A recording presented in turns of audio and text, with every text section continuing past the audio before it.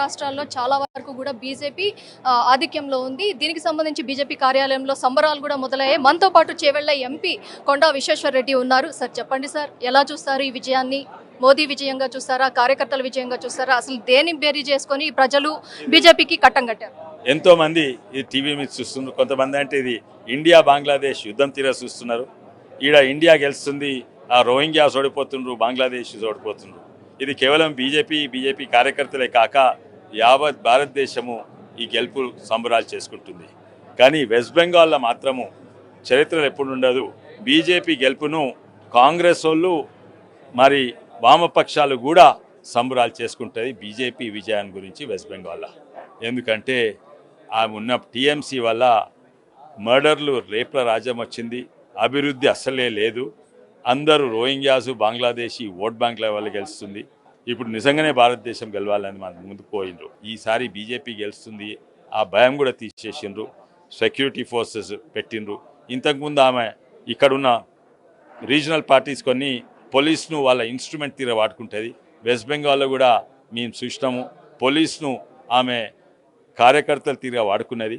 ఇక్కడ ఇంతకుముందు కేసీఆర్ వాడుకున్నట్టు అక్కడ ఆ భయం తీసేసిన సెంట్రల్ ఫోర్సెస్. అందుకే 90 లక్షల ఓట్లు తీసేసిన, దొంగ ఓట్లు తీసేసినా కూడా 93% ఓట్లు వచ్చిందంటే అది ఓటర్ విక్టరీ, భారతీయుల విక్టరీ. ఈ విషయం తెలంగాణ రాష్ట్రంలో రాబోయేటటువంటి ఎన్నికలు 2029 ఎన్నికల్లో ఎలా బీజేపీ హవా ఉండబోతుంది?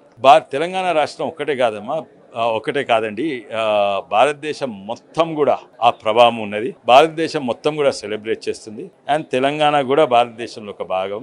Writing is on the wall అంటారు. తెలంగాణలో బీజేపీ వస్తుంది తప్పక. కేరళంలో చూసుకున్నట్టయితే, గతంలో చూసుకున్నట్టయితే 2-3 సీట్లకు మాత్రమే పరిమితమైంది బీజేపీ. ఈసారి కొద్దిగా నెంబర్ పెరిగింది.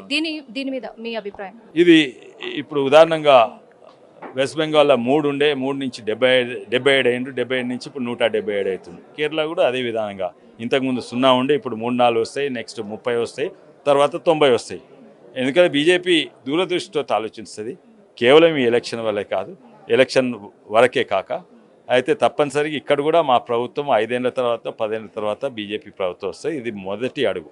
మీరన్నట్లు పశ్చిమ బెంగాల్లో రౌడీయిజము, దీదీ పాలన, పోలీసుల్ని వారి కార్యకర్తల్లాగా వాడుకుంది అని అన్నారు. సేమ్ ఆ తరహాలోనే డిఎంకే కూడా తమిళనాడు రాజకీయాల్లో అదే ఉపయోగించింది.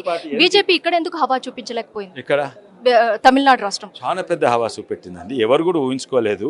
బీజేపీ ఏఐడిఎంకి డిఎంకే కంటే, అంటే రూలింగ్ పార్టీ కంటే ఎక్కువ ఓట్లు వస్తాయని ఎవ్వరు కూడా ఊహించుకోలేదు.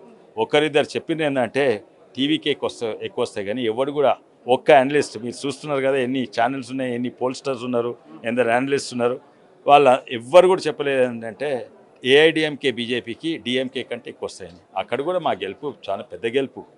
ఓట్ షేర్ పెరిగింది, సీట్ షేర్ పెరిగింది.